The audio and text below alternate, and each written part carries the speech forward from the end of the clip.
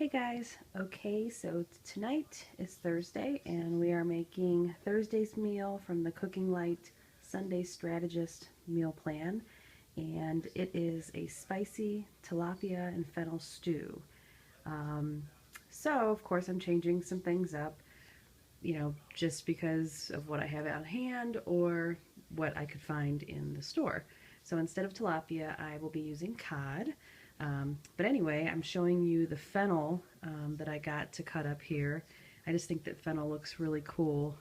It's not something that you use every day. So what we're supposed to do here is we're going to cut off right here, peel off these outer, just the first outer section there because it's kind of tough. Then we're going to cut it this way in half and then take out the core, so kind of like chop it into a V, take out the core. Then we're going to take some of these fronds right here and just chop them up real fine, basically like dill, and we're going to use that as a garnish at the end for the soup. So I'm going to go ahead and cut this up. Okay, so here I have it chopped up like this so far, into just pieces like this, and I'm just going to take it and slice it thin all the way across like this. It's just going to make strips, so I'm going to do that with all of these, and again then I will chop up some of the fronds. Okay, there's the fennel all chopped up and some of the fronds just all minced up. There you go. Okay, so instead of using cooking spray, because I never used that, I just heated up about a tablespoon or so of light olive oil in this Dutch oven. And I've got the fennel cooking. It's been about a minute, so I'm turning the heat down to medium, and I'm going to go ahead and cover it and let that cook for like another 4 minutes or so. Okay, so it's been about 5-6 minutes, and the fennel is getting tender here. It browns a little bit, but it smells really, really good, like it started to caramelize. I added the garlic. Oh, I'm steaming up. I added the garlic, and then I added just a little bit of Himalayan pink sea salt, and some red pepper flakes, because it's calling for an arrabbiata sauce, and I don't have a jarred arrabbiata sauce, I have a jarred marinara sauce.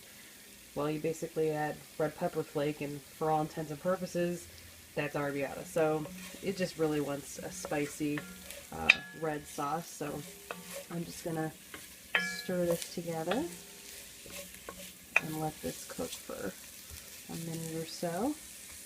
It smells really good. As soon as you stir it with the garlic, it smells really, really good. Okay, so I added 2 cups of arrabbiata sauce, or in my case marinara sauce, along with the red pepper flake, an 8-ounce bottle of clam juice, and a ½ cup of water, and just stirred that around. And so I'm bringing that to a simmer, which looks like it's just starting to simmer now. And it's supposed to simmer for 4 minutes until done, so this goes pretty quick. Or how many minutes? Wait. 5 minutes. Oh, 5 minutes, and then I'm supposed to add the pieces of tilapia, which in my case is cod. So I'm going to cut those into pieces here in a second. Before I do that, I'm going to get my bread ready, because the other recipe, quote unquote, is basically cheesy toasts made with ciabatta bread.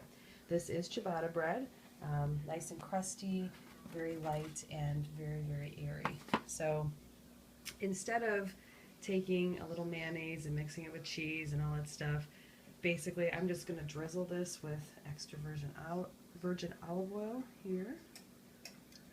I mean, this is basically the mayonnaise portion of it.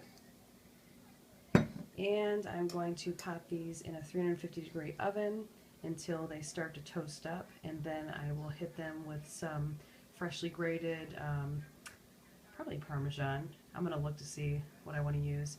put it back in there, and then I'll turn on the broilers so that I can get them, you know, a little bit toasted and browned on top. And that's what I'll do for my toasts. Okay, so here is the cod that I'm using, and this is about a pound here. Just a little tip when you're buying fresh fish, you always want, especially, well, any fish really, you want to kind of feel it with, you know, just kind of make sure that there's no bone still in there. They're always deboned, but you never know.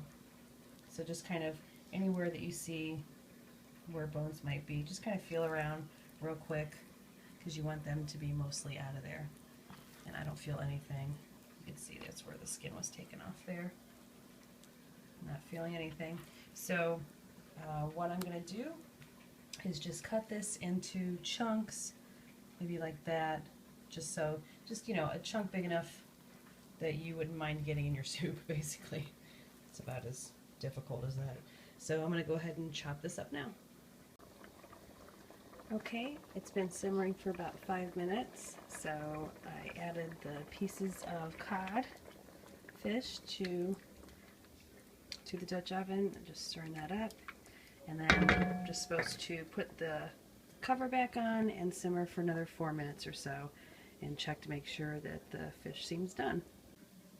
Okay, so I took the toasts out of the oven and just microplaned some Parmesan cheese on all of them. And I'm just going to pop it back in the oven. I don't think there's really a need for the broiler, so I'm just going to pop it back in the 350-degree oven just so it melts, basically, and then we'll be all set and ready to serve. Okay, I just took the lid off, and that's what the soup looks like. It smells good. It really smells good. So I'm interested to see what the fennel and the fish will taste like together, and so I'm ready to plate it up. And this is the final product. So here's the soup with the chopped up fennel fronds on top, little chunks of fish inside. Looks really good.